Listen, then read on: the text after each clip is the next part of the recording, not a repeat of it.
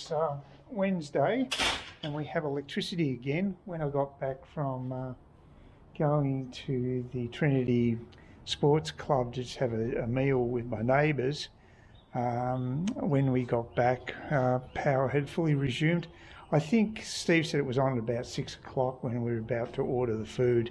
So it was a good move to go there because it's, you don't want to be hanging around in the shadows of your own home without any power. It's a bit of a drag.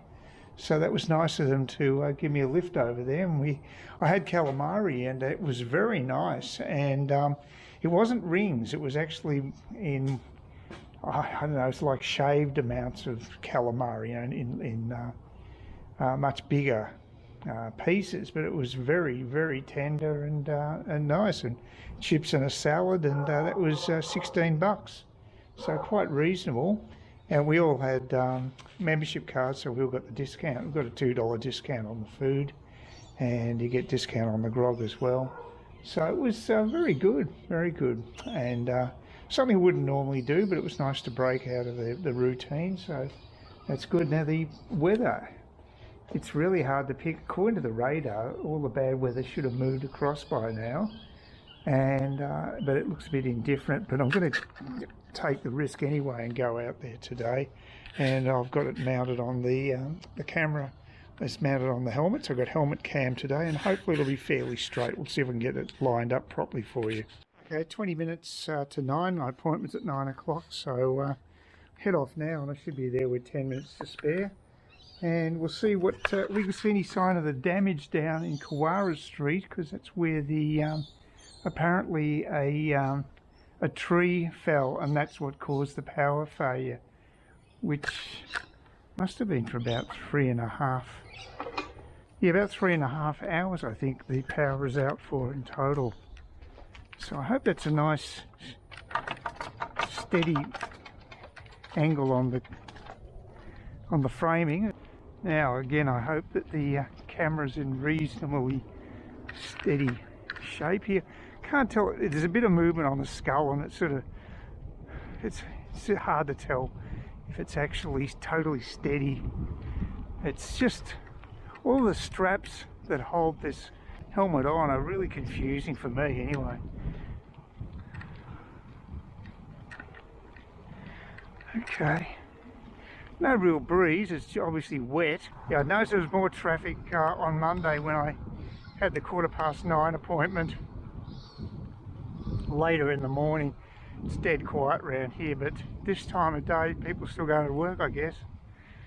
School maybe, a bit late for school I would have thought, but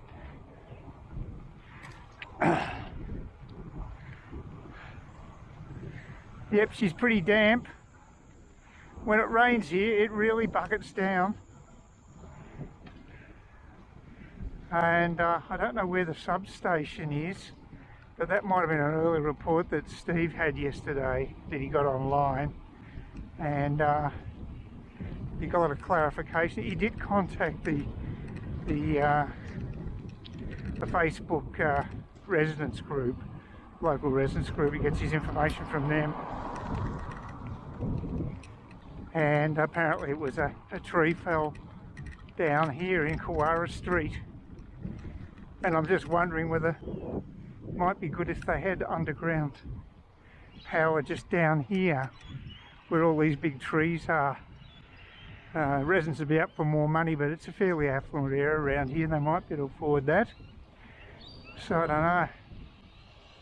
Is that the E-bus? Yep, yeah, it's the E-bus. And apparently Labor Party were running one. There's some sort of demo before the election up there, down there in New South, and it ran out of juice. And that is one of the problems with the things. They're not equivalent to ICE vehicles at this stage. Internal combustion still got it over. And I would say, for a layman's guess, it will probably take about maybe 3 to 5 years before they'll come up with a technology that's equivalent, which will be fabulous because it is a better way to travel.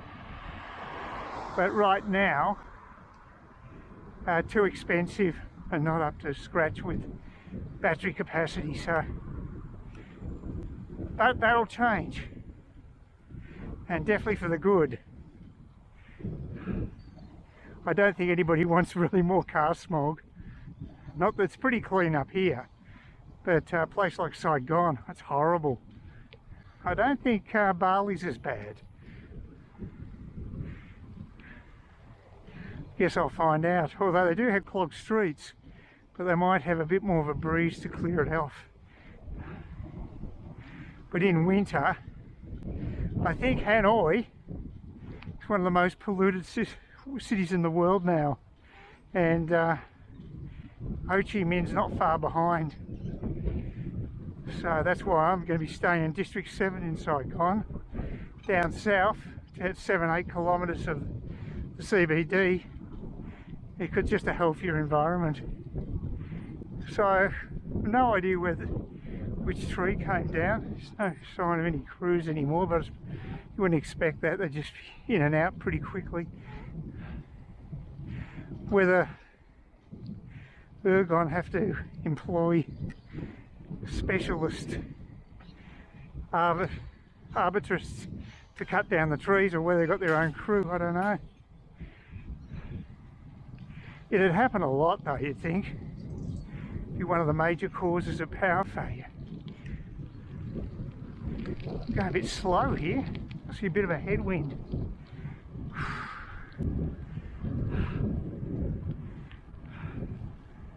Just after going up Poolwood Road, very long road. Where that car just turns is where I'm going.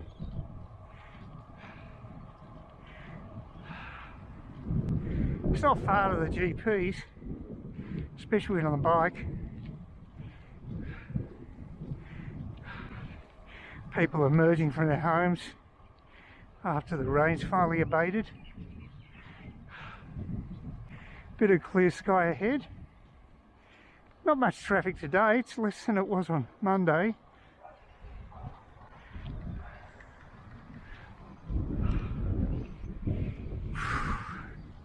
That's a little better, a little less air resistance. Yeah, go one gear up.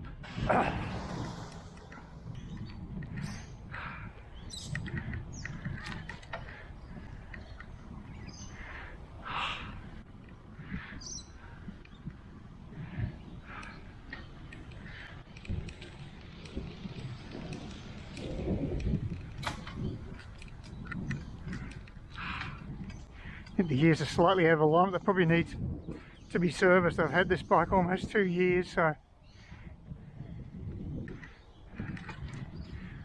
don't know if I can get someone to come around to do it though.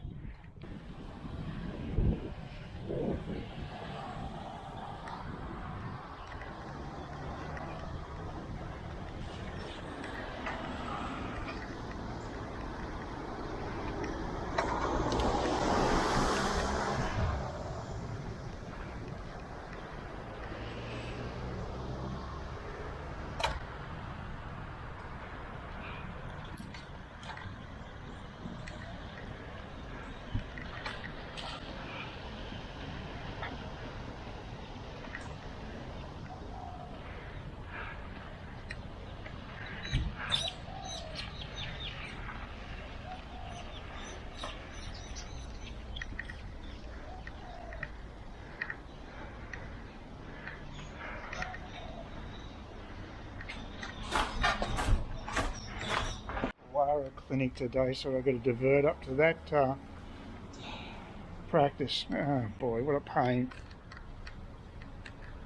Oh well, a bit more riding. Good thing I didn't walk here, I guess. It's one good thing, because it would have really pissed me off. It's just confusing when they switch from one clinic to another. I did have it written on my card and I didn't see it for some reason. My lack of attention to detail strikes again. Well, it is a good thing I'm not walking. At least I can get there at a reasonable time. It's just a pain. They usually send an SMS message out, but I didn't get one this time, and that might have alerted me to the fact it was at a different clinic. Can't take a trick at them. God, traffic everywhere. It won't be as bad in Poolwood.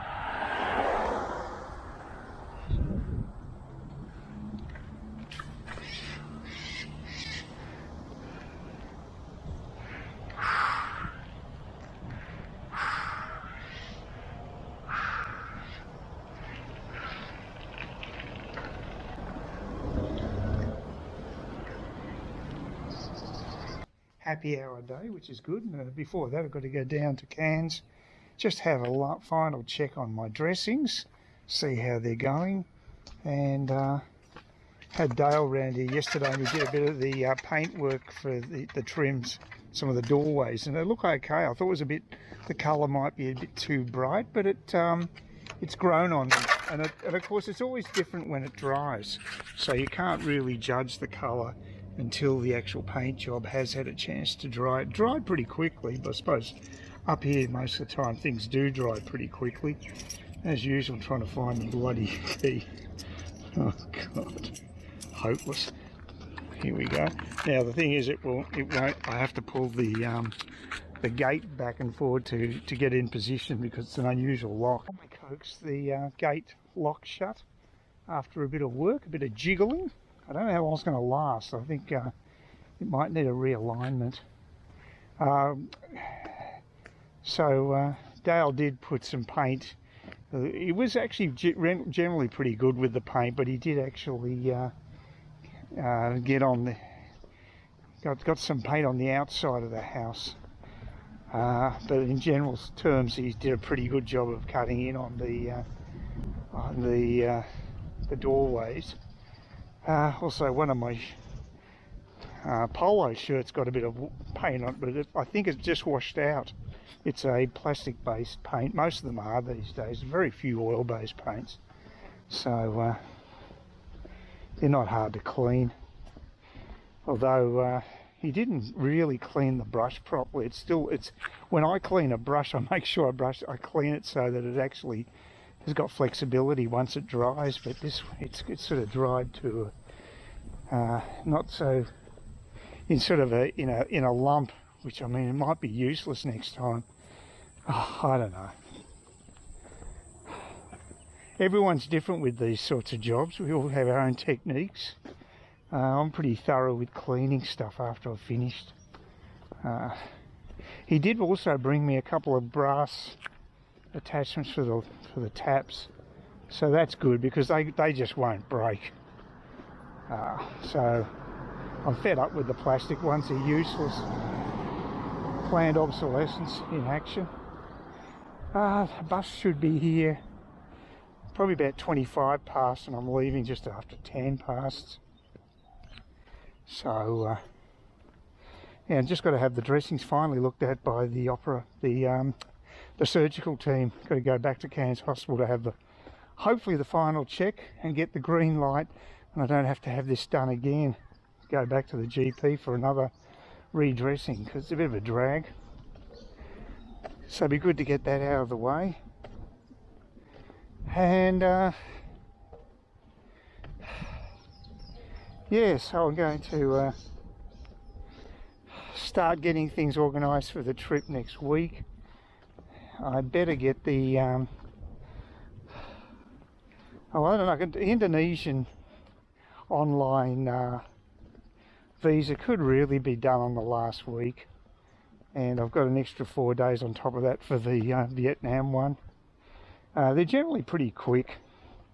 The thing is, I want the Vietnamese one done so I can actually get a printout done here, although you can probably get it done in Bali easily enough. It's not a major issue. But the other thing about about Vietnam is they may not charge me for the visa. They're looking at changing the visa policies, but they're taking their time about it. A lot of rumours, but there's no substantial decisions made. It's very annoying. So hopefully someone will finally make a decision and increase the number of countries that can actually access Vietnam without having to pay for the visa, because Australia is one of the major countries for tourists, and also reintroduce the 3-month visa. So we'll see. And I thought that was the bus. It's not, just a motorbike. Yeah, so they need to do that too, reintroduce the 3-monthly visa, because it puts them at a major disadvantage. They don't have any retirement visa system. They're pretty slack with visas, Vietnam. They're not really welcoming to foreigners at the moment, but that might change. So we'll see. It's a good country to go to, but they haven't got policies that really make it super friendly for visitors at this stage. I had to use the aircon last night as well, so that's a couple of nights in a row where I haven't really needed it, so that's a good sign. This should be the beginning of autumn, really. It's late March and going on the real seasons, that's where it should change over. Of course, it is weather, so you can't necessarily rely on that, but yes, I'm always in two minds when travelling. I always freak out, especially when I'm in the bed and it's in the dark, and I always think of things that can go wrong with travel, because there's lots of things, and now you're not getting any younger, it gets more challenging. So you've always got to keep that in consideration. I will get travel insurance, but it'll just be basically for accidents, that type of thing, injuries that occur that aren't expected. Won't be any pre-existing stuff there, because it costs a fortune to do that. It's just not worth it. So I still have to fork out about $220, I think, for the Alliance policy, unless there's something better around. It seems to be reasonably competitive.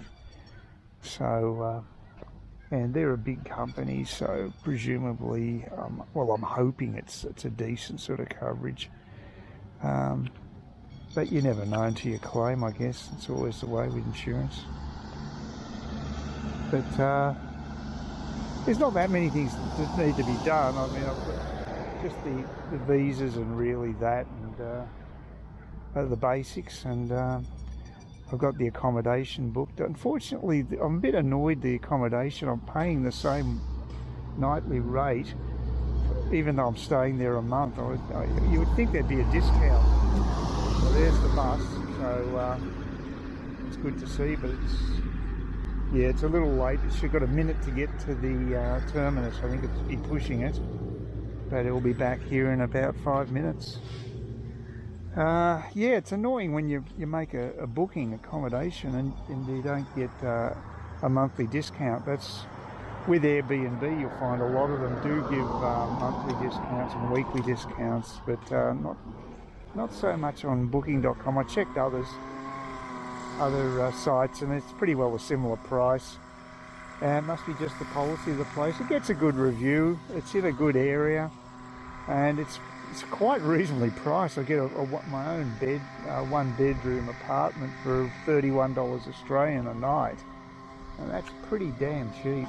And it's in a desirable area, so I don't know if there's any flies on it, but the reviews have all been good. So might be because it's a fairly new place. I don't know, but again, it's just nice to get a monthly discount, but you know, maybe they'll sling something to me. What I do get from it though is I supposedly have a free airport taxi to the accommodation. Now the question is how. I mean, I haven't heard anything from booking.com regarding that. I'll have to send them a note and say, look, what's the procedure here? Are you going to have a guy holding a sign up for me when I get out of immigration? I mean, there's no instructions on it, which is a bit slack. And the funny thing is, the actual accommodation provider's offering a taxi at a pretty high rate, about 24 Australian dollars. Normally that trip would cost me equivalent to about 15. Wouldn't cost any more than $15 max. So yeah, that's not a great rate, but you never expect a good rate from the actual from the hotel. The one in Bali, I think, is supposed to provide a free pickup, but I'll contact them and just see. But I'm not holding my breath on that one. I might have to do the usual thing and go get through immigration in Bali and then go to the departure area. And then the trouble is trying to find a genuine Bluebird taxi is almost impossible. There's so many ones that are just frauds that look almost exactly the same. The authorities just haven't clamped down on it, which is really pathetic. But you know, what can you do? It's a relief to be home. It's 2 hours on the bus for a 11:30 appointment. I've got to say they were on time. I couldn't believe it. I got to see the surgical team at that time, and I was out of there by about midday, so that wasn't bad. I'm a little confused about what I have to how I have to look after the wounds. I've still got to put bandages on even when I'm OS, so change them every 5 days, which is a little better, I guess, but still requires a bit of maintenance. So I wasn't expecting that, but I've got to say I was amazed that they called me in at the appointed time. I was expecting to wait half an hour or so at least, so that was pretty impressive. Interesting bus ride back. Some rather noisy but otherwise well-behaved passengers who were being, I don't know if they'd had a few drinks or not. I couldn't quite work that out, but they were being very friendly to a couple. I think they were either Japanese or Korean. They looked very much like tourists who were sitting ahead of me on the bus, and one of the women in this other group actually put her arms around one of the tourists and sort of hugged her and hugged her son as well, I think. It's just very strange. They got off at Smithfield. I normally do shopping at Smithfield on this sort of run, but I couldn't be bothered today. I've got so much food in the fridge anyway. I just don't need food, and I just wanted to get back home. I would go crazy having to commute 5 days a week on the bus, which is what Steve's son's doing at the moment, if he's still working at some government place that he doesn't drive, so he has to take a bus all the way into Cairns each workday during the weekdays, which would be a real drag. But I'll find out later if he's stuck it out and he's gone through training and he's actually doing the job. Oh, there's one of the plovers. Very quiet one. Unusual. Usually making a song and dance. Heading off to the beach house for Friday drinks. It's been very indifferent weather today. Hard to pick. We've had a bit of rain and patches of dryness, so no guarantee that we'll get there unscathed. Also supposed to try out this Italian restaurant tonight. I'm not big on Italian food as such, although I haven't had gnocchi for a while. I do like that. But overall, I mean, I cook Italian stuff, but I wouldn't go out and eat at a restaurant necessarily. It's not my top cuisine to dine out, but gnocchi in particular is something I never make, and I do enjoy it, and I haven't had it for ages, so that would tick the boxes for me, I guess. Another dog walker. They're everywhere. Well, Steve and Yvonne are dog walkers too. They're subpar dog. What did he call it? Substandard or subpar? I think Yvonne finds that quite hurtful when Steve puts down their dog. But you do get attached to your animals, I've got to say. I do miss mine. I definitely do miss mine, but it was just because of the travel. I couldn't have it. It wouldn't be fair. Having a dinner at this restaurant on Bassi Esplanade. It's an Italian restaurant. It's got good reviews, but the loos are a fair distance down in the car park. Restaurant toilets, and you get in this spoon with a key to access the toilets, and you got the pod people over there. That's just sort of the unusual looking, I don't know if you can see it in the light, but they're sort of concrete igloo type accommodation, which has always stood out as one of the unusual highlights along here. Just heading back to the actual restaurant where there's a few people having a meal. I'm not even taking on any booze at the moment because it'll go straight through me. There's the sea there. It looks quite spectacular. It's a lovely area, and I'll go and hopefully have some nice gnocchi. Please consider subscribing to my channel if you think there's anything there of use to you, or entertainment or whatever, and either do that or give me a thumbs up, or if you're feeling really energetic, do both. That'd be great.